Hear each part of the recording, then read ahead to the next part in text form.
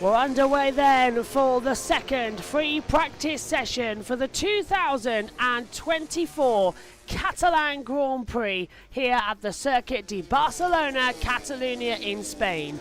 The scene is set for what is going to be a very fascinating qualifying session. Let's see first who can get out on track.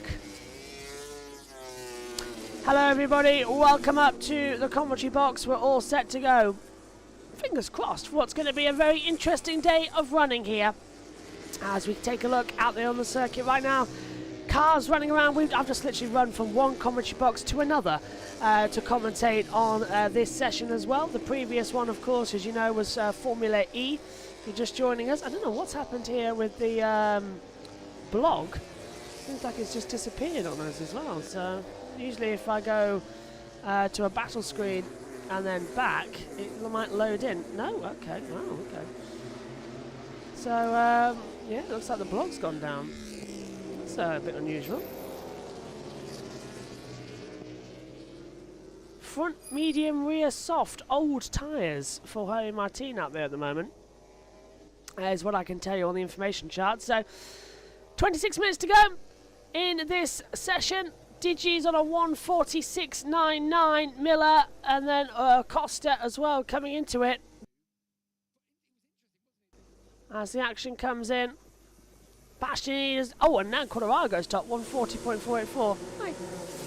As well coming into it.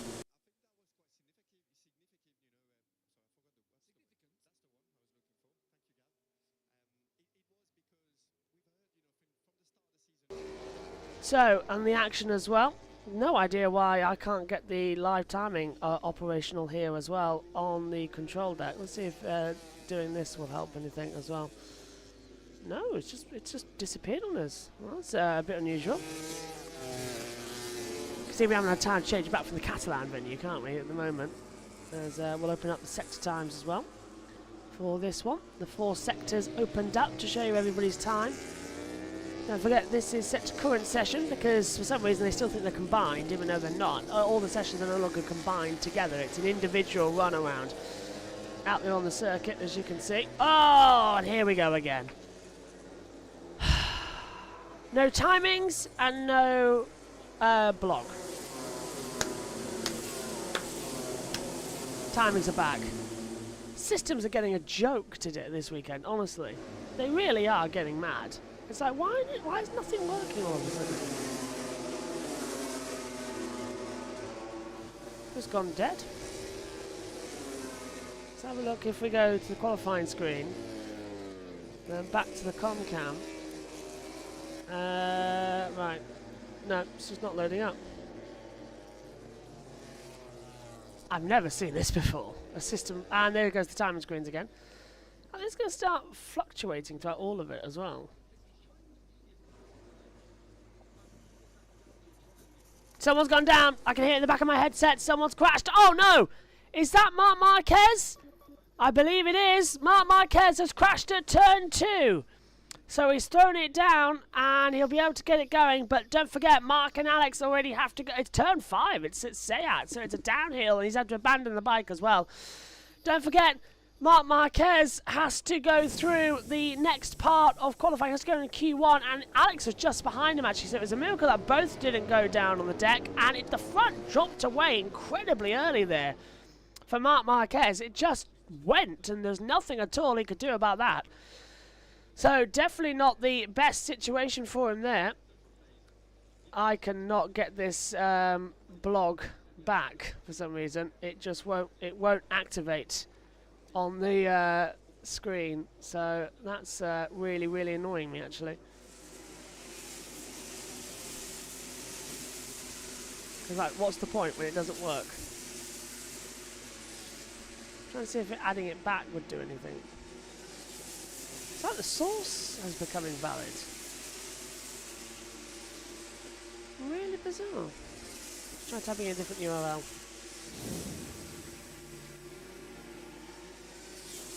Aha! Mark is restarting the other bike. Trying to find the actual commentary tab now. Mark's restarted the bike down at turn 5 on the runoff area. He's bump started it, and now Mark Marquez is coming back in. Are you seriously telling me that there's I think the website was down. I honestly think the website was down. Because there's nothing here from Crash about their MotoGP Live.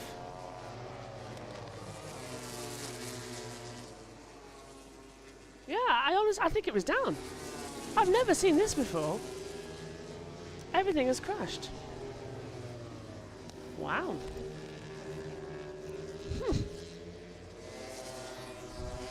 So strange. Right, I'll put this up then. We may as well look at something on the deck, so we're not all confused about things. At least you know the top 10 going into qualifying, see if it fixes itself afterwards. It's like all the equipment this morning needs to be woken up. It's really bizarre. We had issues in Formula E as well with the data software, and also I cannot see this screen despite it being on full as well. So I've not even got my glasses on. Everything's just going wrong this evening. Or this morning, depending on what standpoint you want to put it as. Marc Marquez gets his car back into the pit lane. And now just continues to run around on the circuit as well. He'll change over to another layout. Probably bike 2 to make sure it's all okay. And then twitch back.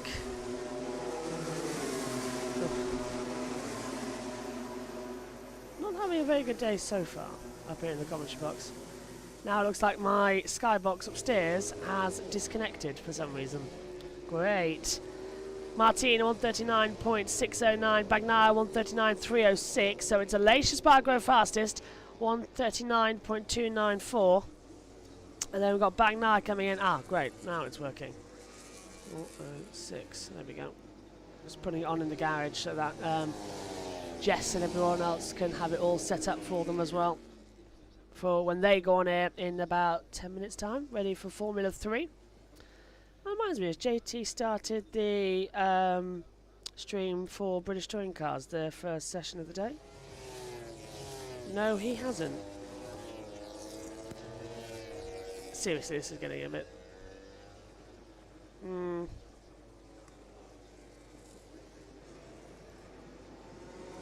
Let's go over... I can't even do that. Yes, I can. Where is it? TNT Sports Screen. Let's go over to them for just a second. He's doing this with a much lower track temperature than what we're going to get probably for the sprint this afternoon and the race as well tomorrow. Yeah, interesting as well. I looked at the lap times yesterday. You know, when you was out having tapas, Gav, I was looking through the timesheets and you won't believe, but Pedro's race pace was the fastest by a chunk. Also, he's fast in this session and he's gone out with a huge front tyre on. So he had a new medium rear, but he'd already got 6 laps on that front. So basically what we're saying is not perfect. Yeah, he got 6 laps on those front tyres as well, so it's not that much to keep changing it around. Still going to push it hard across the deltas. They don't want to make too many mistakes here as well. They know the risk and what is it? So the risk and the reward factor that comes into this. It's very dark out, by the way, so apologies if the light is not that great for the green screen behind us. We're limited by what we can do. This is Mark's replay of the accident. Turns in 60% lean angle. It just drops that front end as well. There was nothing at all he could do to control that front.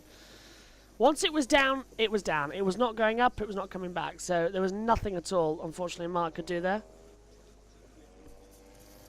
Did well to hold onto the bike, actually, not let it go and then let it run into the gravel and then have several other numerous issues as well.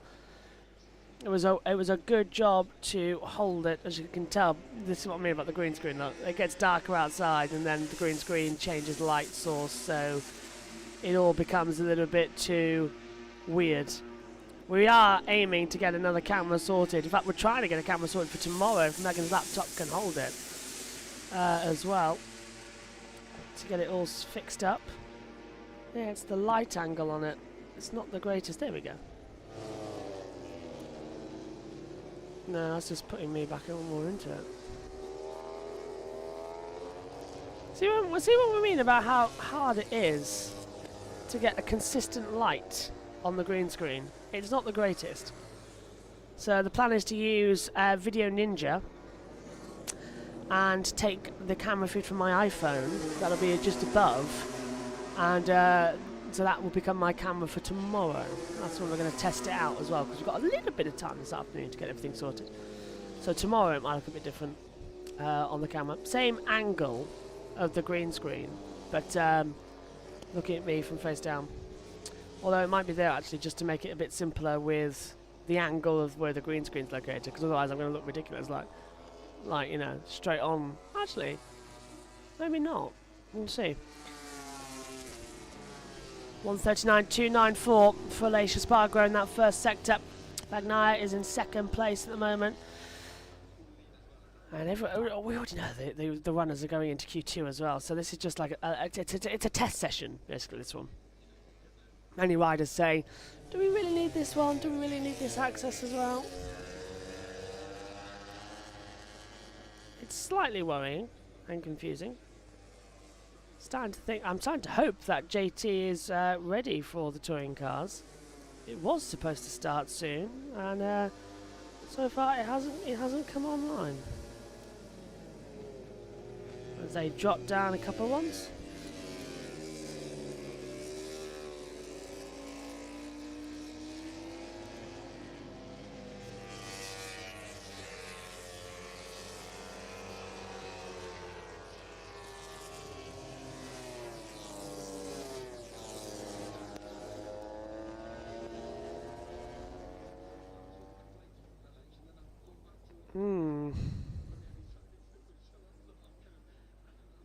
Okay, so I need, yeah, there's some issues going on as well, which I'm not exactly happy about, as Bezzecchi does a 140.049, so let's go over to the TNT Sports screen very quickly and leave you with the world. Past him, and there was a racing incident, racing, wasn't it, that? yeah, racing incident. Racing move, it yeah, racing move. There was no contact, last lap, so, you know, you can't really blame Morbidelli there for having a go. And what about Frankie? Because we sort of see him as dead man walking, if you pardon the, you know, expression. It's, you know, it looks as though they're talking about whether it's Aldeguer, whether it be whoever doesn't get the factory red bike, might get one of the factory bikes for next year. So what's Frankie's next move, do we think? Has he still got a chance to hang on?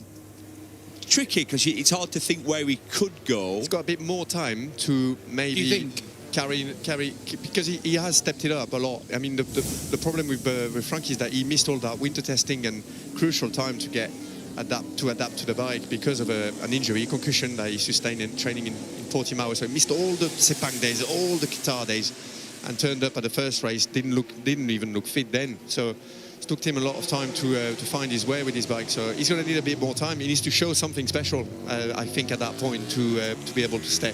But he might not be with Ducati. There could be some openings, you know, at Aprilia or... Yeah, quite possibly. Bez is another one who is struggling again this weekend. It's same as Sylvain said before, come to another low grip venue, and he said we thought we'd sorted it, and come here again and it's reared its head, this braking phase, trail braking phase, the entry into the corner. What we heard from Enea Bastianini last year and then the change of tyre this year has really just upset Bez. And, you know, when we talk about him in the frame for a factory bike at this stage last year, he led the championship in the early stages, let's not forget, and fought, you know, for most of the year. You know, what's his future, do you think? Well, his future is certainly not in the factory team. His future is to stay probably with the team that he's with and hopefully get the latest bike. That's what they're hoping. Will he be ruining the not taking the option at Pramac? Like, you cannot believe, because he did have the opportunity to move to Pramac to get the latest bike.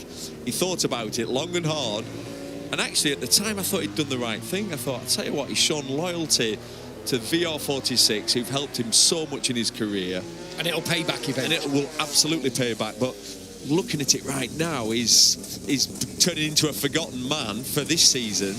He's currently, just to give you an example, he's currently sat in 16th place. We're talking about the man who finished third in the world last year, won Grand Prix races. I mean, he's only 0.7 off, but that's the story where we're at. Nakagami in 20th is 0.8 off. Yeah, unreal. These glimpses of, I mean, in Le Mans in the sprint, Bezzecchi before crashing under pressure from Marquez was going to end on the podium. So he's, I think he's that front end feeling. You know, when you riding those bikes, you need to have confidence. You need to feel exactly what's going on. You need to be at one with that front end, and it's not easy. You know, those MotoGP spec tires as well. They behave in a different way. So you have to kind of like it normally comes like natural and everything starts clicking together. But if it doesn't, and you lose that little bit of confidence, what we were talking about earlier. Yeah, so it's very hard as well to keep back up if you lose that confidence. So they've all got to sort of stay calm and get it out there. Green screen just about holding up with artificial light as they come into it. Touring cars hasn't started just yet, I'm being told. That's why this session hasn't started on JB Motorsports, if you want to watch along. This is the Prima Pramac of the Martinator. Hi, Martin. Into the braking zone. Go on, nearly is out 5. A little bit of an error coming through there. Also, if we do change camera, A, it won't be pixelating, and B, I won't be wobbling it every 5 seconds as well, because it's connected to Megan's laptop that we're streaming on. It's getting very dark outside this commentary box as well. That's what I'm worried about. So if it rains, electrical storms are a nightmare. Anyway, moving on. Just, no, yeah, see what I mean? Wait on a minute. There we go. Yes, I'm wearing the same clothes as yesterday. Yes, it's because I haven't actually been able to get changed yet. No, it doesn't bother. Am I going to have a chance to at least change my shirt? Yes. After the qualifying session, I can change. I get like 10 minutes or so to change shirts. Come into it.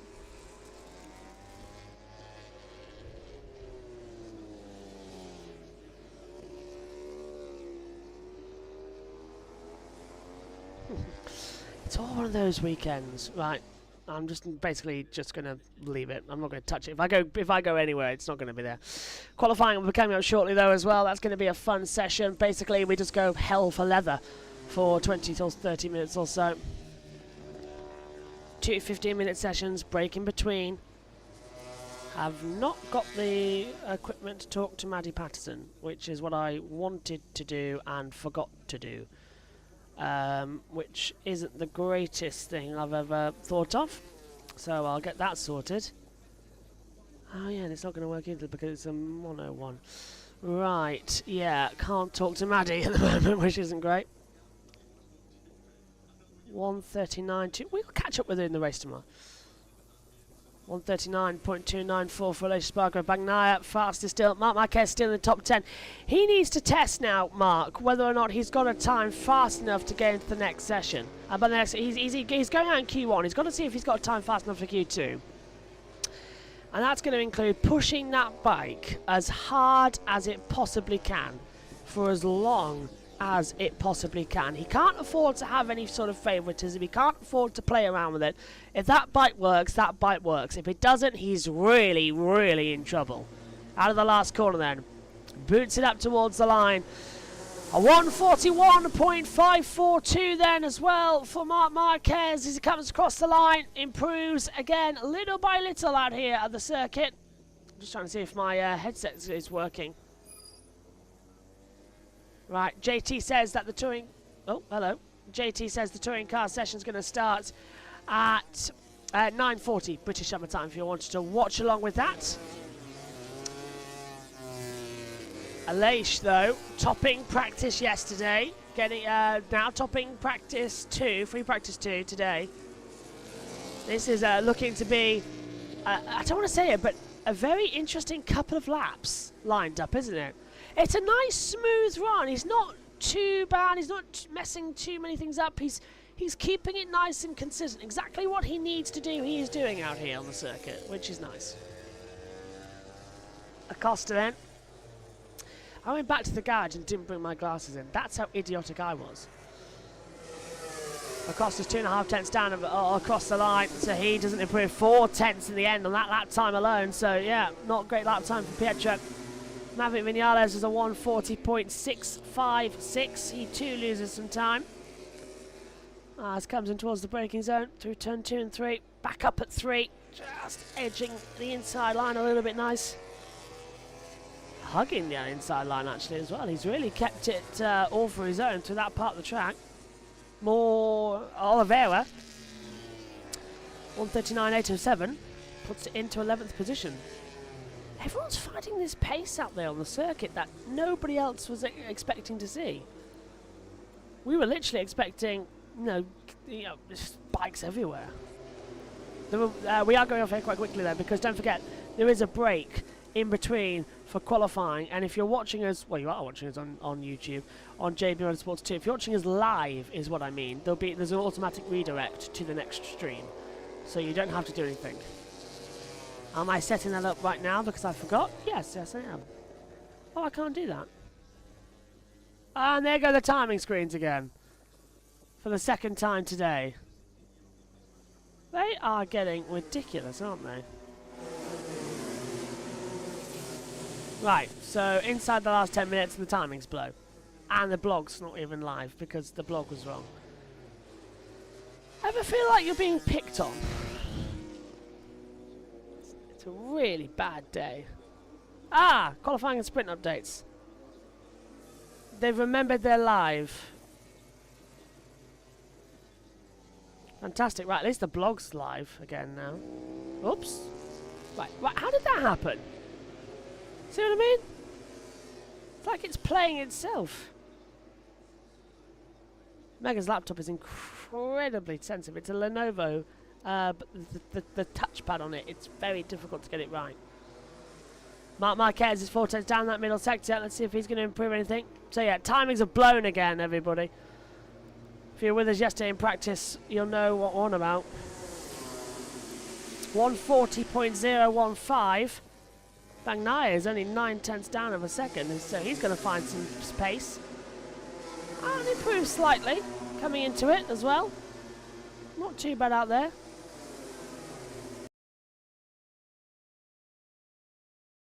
As they continue to push.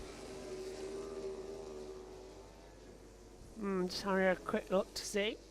Bobby Thompson's BMW this weekend is now in a sort of Zeus Cloud purple pink. Nicely done. Just trying to have a look to see if anything's come from Simon Patterson about these timing screens.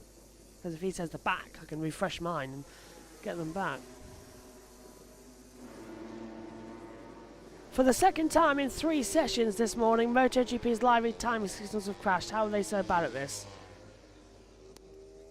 Yeah, I agree. So, bang, yeah. Timing screens have gone. Massimo Ravola says, let's see if we're finally getting an Italian on an Italian bike or not. Oh, is that Luca Marini? Is that a little thing to Marini? That would be interesting if they do or not. Yep, so the timing towers have blown again, by the way. So that's even worse. Second time in 3 sessions this morning. The MotoGP timings have crashed. So as soon as we know they're back up, we'll refresh them. But it's not us. Look, it is Simon Patterson. There, look, there's Simon's tweet. It's Simon saying it as well, so it's not us. The timing screens just blow and there's nothing we can do about it. Really frustrating. Especially if we had 90 viewers, now we're down to 15 because the timing screens have broke. Come on, people, stay with us. It's not our fault up here. Quadraro does a 8th fastest time. Fastest sector 1. He's only 10th how down as he comes across it. TV picture's still working with timings though. Quadraro improves from 8th to 7th, 139.683. Refreshing the timings are also not that easy. I'm now refreshing them. But I bet you they're not going to work. Then again, they did nothing. Hey! I stand corrected. They refreshed the moment they froze at 5:31. I'll take that until it works again. It's one of these really annoying weekends where we just don't know what's going to happen next. Yellow flag, sectors 2 and 3. What's happened? Now that is... Oh, here we go. And it's a Red Bull liveried helmet. It's a Castrol. It's Stefan Bradl. No, it's Jan Zarco. Yeah, sorry. It's Zarco. Turn 5, stay out corner.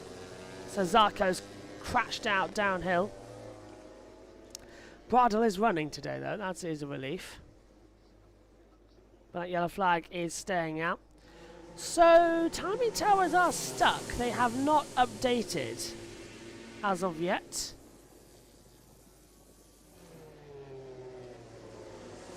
I did wonder if Simon Patterson would tweet him fair. It's so bad that the MotoGP live timing is... Oh, hello. There we go.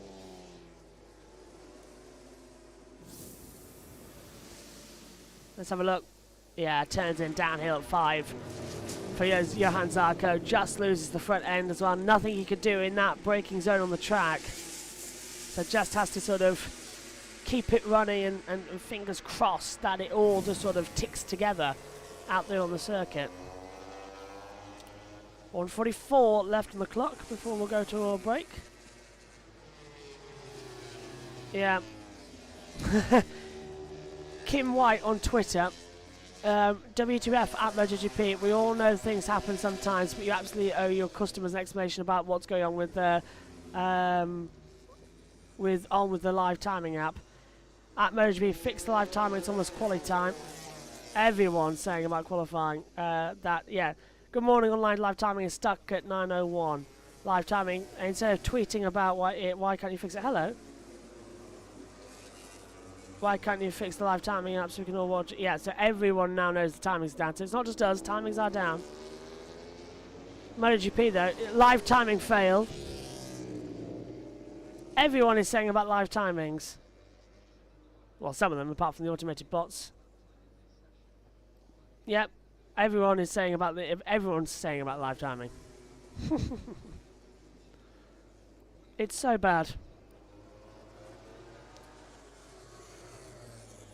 I'm double checking everything now as well, looking around. But yeah, the timing screens are not working. They are useless coming into it as well. 25 seconds to go then here. Aleix Espargaro 1:39.294 keeps it on the deck and we'll turn it in. Bagnaya's last lap time improving on the overall run of things. Miller 13th as we approach the end of the checkered flag spots here.